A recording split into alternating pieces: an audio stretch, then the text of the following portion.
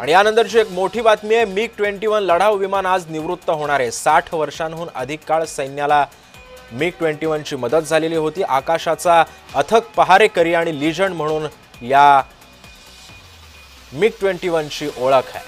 60 वर्षांहून अधिक काळ भारतीय आकाशामध्ये धैर्य आणि शौर्याची अमिट छाप सोडणारा MiG-21 अखेर आता आज राष्ट्रसेवेतून आता निवृत्त होतोय। आकाशाचा अथक पहारेकरी आणि लीजंड म्हणून ओळखले जाणारे MiG-21 आज भारतीय सैन्य दलातून आता निवृत्त होते। भारतीय वायुदलाचा योद्धा, अनेक वैमानिकांचा प्रेरणास्त्रोत सुद्धा तो राहिलेला आहे। युद्धजन्य परिस्थितीमध्ये आकाशाच्या प्रत्येक कोपऱ्यापर्यंत दिला गेलेला पहारा हा केवळ सैनिकच कर्तव्यच नव्हे तर MiG-21च्या देशभक्तीची सुद्धा गाथा होती।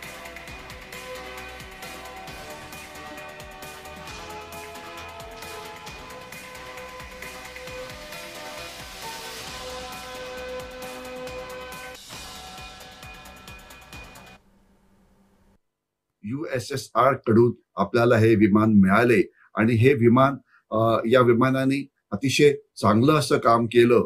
खास तर त्यांनी 1971च्या लढाईमध्ये चांगलं काम केलं, ज्यावेळेला आपण पाकिस्तानच्या हवाई दलावरती विजय मिळवला। त्याच्यानंतर काही प्रमाणामध्ये त्यांनी 1999च्या कारगिल युद्धात सुद्धा भाग घेतलेला होता आणि काम चांगलं केलं होतं। परंतु त्याच्यानंतर एक अपघाताची मालिका सुरू झाली आणि या विमानाला एक फ्लाइंग कॉफिन म्हणजे विध्वंसक विमान अशा प्रकारे नाव देण्यात आलं। याला कारण अनेक होती। एक तर विमान हे थोडं म्हातारं होत होतं, तंत्रज्ञान जे होतं ते कमी पडत होतं।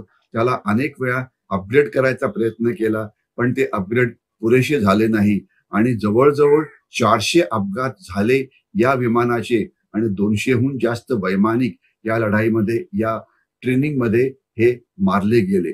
USSR कडून आपल्याला हे विमान मिळाले आणि हे विमान या विमानाने अतिशय चांगलं असं काम केलं। खास तर त्यांनी 1971च्या लढाईमध्ये चांगलं काम केलं। आणि या संदर्भामध्ये बोलण्यासाठी आमचे प्रतिनिधी अमेय सुंबळे सुद्धा सध्या आपल्या सोबत आहे। अमेय, MiG-21 आता हे लढाऊ विमान सैन्यातून आता निवृत्त होतंय। या विमानानंतर आता त्याचा उत्तराधिकारी कोण असेल? हो सिद्धेश, आपण गेल्या काही वर्षापासून पाहतोय की फ्रान्सकडनं आपण जे राफेल हे लढाऊ विमान घेतलेलं आहे ते एक आहे। दुसरं म्हणजे आपली भारत सरकारची जी कंपनी आहे हिंदुस्तान एरोनॉटिकल लिमिटेड, त्यांचे सुद्धा जे लाईट कॉम्बॅट एअरक्राफ्ट आहेत ते सुद्धा काही वर्षामध्ये आपल्या इंडियन एअरफोर्सच्या फ्लीटमध्ये दाखल होणार आहेत। त्याला थोडा उशीर झालाय, पण ते लवकरात लवकर करण्याचा प्रयत्न सुरू आहे। आणि आपण जर का MiG-21चा विचार केला तर एप्रिल 1963 साली पहिल्यांदा तेव्हाचा सोव्हिएत रशिया, आताचा रशिया, तर तेव्हाच्या सोव्हिएत रशियाकडून आपल्याला ही विमानं भारतात येऊ लागली आणि त्यानंतर 1965, 1971, 1999 या सर्व ही जी युद्ध आपण लढली किंवा आपल्याला लढावी लागली आणि पाकिस्तानला आपण दारुण पराभव केला त्यांचा, त्याच्यामध्ये MiG-21 या विमानाचा खूप महत्वाचा रोल होता।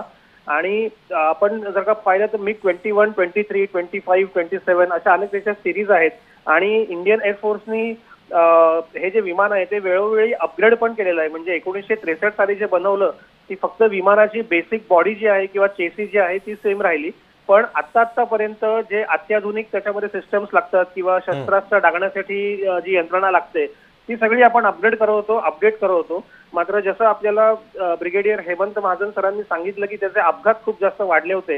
काही महिन्यापूर्वी राजस्थानमध्ये ते विमान कोसळलं आणि त्यात 3 गावकऱ्यांचा मृत्यू झाला होता आणि त्यानंतर इंडियन एअरफोर्स, भारतीय वायुदलाने हे ठरवलं की आता MiG-21चा जो संपूर्ण फ्लीट आहे तो आपल्याला आता ग्राउंड करायचा आहे आणि अखेर त्या विमानाला आता निवृत्त केलं जात आहे।